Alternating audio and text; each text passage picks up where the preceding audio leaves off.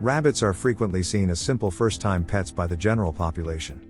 People frequently anticipate caring for a rabbit, in the same manner they would care for a gerbil or hamster, only to be utterly overwhelmed when they actually bring a rabbit home. Rabbits are high-maintenance pets that require a specific food, plenty of exercise time, and frequent health checks. Rabbits have harmful behaviors, such as chewing on wires, and you should thoroughly bunny-proof your house before letting a rabbit unattended. Whether a rabbit is high or low maintenance really depends on the personality of your rabbit and the amount of experience you have with rabbit care. Someone who has had rabbits as pets for years will have a solid routine in place to make caring for their rabbits a lot easier. However, since high and low maintenance are subjective terms and have different meanings for different people, I find it most useful to compare the care of rabbits to other common house pets. This will give you the best idea of what to expect when you get a pet rabbit. On the most basic and level, you can expect rabbit care to fall somewhere in between that of a cat and a dog. They do not need to be brought out for daily walks as dogs do, and they don't require a lot of training to help them behave around people. Rabbits can be litter trained, but the process is a little more difficult than for cats, and rabbits have chewing and digging behaviors that can make them more destructive around the home than cats. Compared to other small animals, such as hamsters and gerbils, rabbits are a lot of work. Rabbits require more space in their enclosure, more time for exercise, more attention, and even a more specialized diet. Compared to these other small animals, rabbits are very high maintenance. However, if you are used to taking care of horses, then I'm sure a rabbit will be a walk in the park for you. Rabbit proofing your home. Rabbits have some natural instincts that can be pretty destructive toward your home. They like to chew on anything and everything. As burrowers, rabbits also have the instinct to dig into the flooring, making them prone to destroy carpets and scratch up wood flooring. While there are some cats who like to scratch up furniture with their claws, it's usually a lot easier to prepare a home for a new cat than it is for a new rabbit. To prevent rabbits from being destructive around the home, you need to take the time to rabbit-proof. To do this, you'll need to think of your rabbit like a little toddler and go through your home to make sure anything dangerous is out of your rabbit's reach and cover up areas where your rabbit will potentially be destructive. Special attention will need to be made for any exposed wires. Rabbits like to chew on these, and the corners of rooms. Generally, once you have taken the time to rabbit-proof your home for your rabbit, the setup won't need much maintenance on the day-to-day level. However, rabbits can be tricky and find ways to get into things you never thought they could reach, so there will always need to be some level of vigilance to make sure your rabbit can't use their destructive habits in your home. Toys for rabbits. Just because you are preventing your rabbit from being destructive in your home doesn't mean that their digging and chewing instincts go away. In fact, rabbits need to have objects to chew on.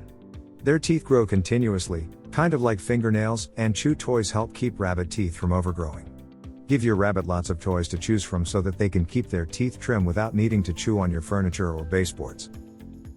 Cleaning up after rabbits. While rabbits don't smell much, they can end up making quite a mess.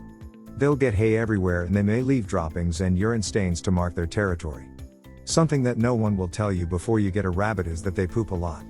Rabbits might as well be little poop machines. Even if your rabbit is litter trained, you'll inevitably find their poop in places it should be. The only good news I have here is that rabbit poop does not spread diseases and is the least gross kind of animal poop I've ever dealt with.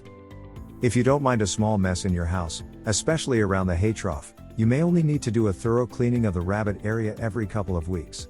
However, if you prefer to have a squeaky clean home, there will be daily maintenance involved.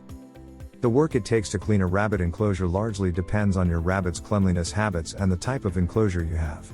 I have found that traditional cages that are marketed towards rabbits are not usually the easiest to clean. To fully clean them, you need to almost take the cage apart completely. These may require more weekly maintenance than an X-pen, which is my preferred type of enclosure for rabbits. For these pet exercise pen enclosures, all you need to do is move the gate aside, sweep up the larger pieces of hay and run the vacuum. It's more work than a cat, but it doesn't have to be an incredibly high maintenance part of rabbit care unless your rabbit is not litter trained. Litter training rabbits.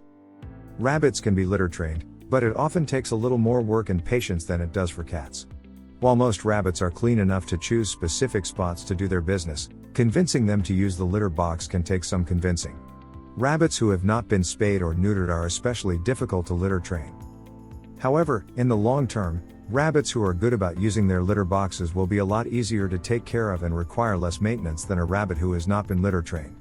To litter train a rabbit, you'll want to start them in a small space and supervise them while they are learning, making sure to place litter boxes in any place that your rabbit starts to use as a bathroom. The rabbit diet. The rabbit's digestion is very sensitive, so they need a specialized diet to keep their system in balance. You cannot simply give your rabbit a bowl of dry food every day and expect them to be healthy long term. Instead, that is likely to lead to obesity, tooth problems, and serious digestive illnesses. In fact, keeping your rabbit on a healthy diet may be the most high-maintenance part of having pet rabbits. The most important part of a rabbit diet is hay. They should have an unlimited supply of Timothy hay available for them to munch on all day long. The high fiber of this hay is necessary to keep your rabbit's digestion moving and healthy. Hay also plays a major role in keeping a rabbit's teeth healthy. Rabbits should also receive 1 to 2 cups of fresh leafy greens on a daily basis. These greens give rabbits the nutrients they need to stay healthy, and they encourage better hydration. Rabbits only need about 1/4 cup to ½ cup of dry food pellets every day. This will seem like a very small amount if you're used to giving your rabbit a whole bowl of pellets, but it's much healthier for your rabbit to fill up on hay than on pellets. Treats, including carrots, should only be given in moderation. These sweet fruits and vegetables have a high sugar and starch content. In high amounts, they can cause an imbalance in your rabbit's gut and cause them to be more susceptible to illnesses, such as GI stasis. Exercise for rabbits. While rabbits don't need to be taken for daily walks, they do need a lot of exercise. By nature, rabbits are active creatures. To remain happy, they will need time and space outside of their enclosure to zoom around the room. Rabbits who do not get enough exercise run the risk of falling into depression. The problem is that rabbits are like sprinters and not long-distance runners. When they exercise, they tend to explore and hop around for maybe half an hour and then rest for a while before hopping around again. This means you'll need to give them long stretches of time to make sure they get enough exercise. You will need to spend a lot of time at home with your rabbit to supervise them during exercise time, unless you take the time to free roam your rabbit. When rabbits get sick. One of the most difficult parts of rabbit care is being able to detect when a rabbit is sick. As prey animals, rabbits have the instinct to hide any symptoms of illness. In the wild, this would prevent them from being picked up by a predator, but as pets, this means it's difficult to know that a rabbit is sick until they are very sick and in need of immediate care. Subtle signs such as a change in energy levels and a change in the size of their poop can be symptoms of much larger illnesses.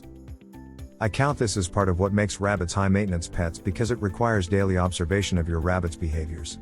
You need to always be checking on your rabbit and looking out for any lack of energy or lack of appetite so that you can take action fast to get your rabbit emergency care.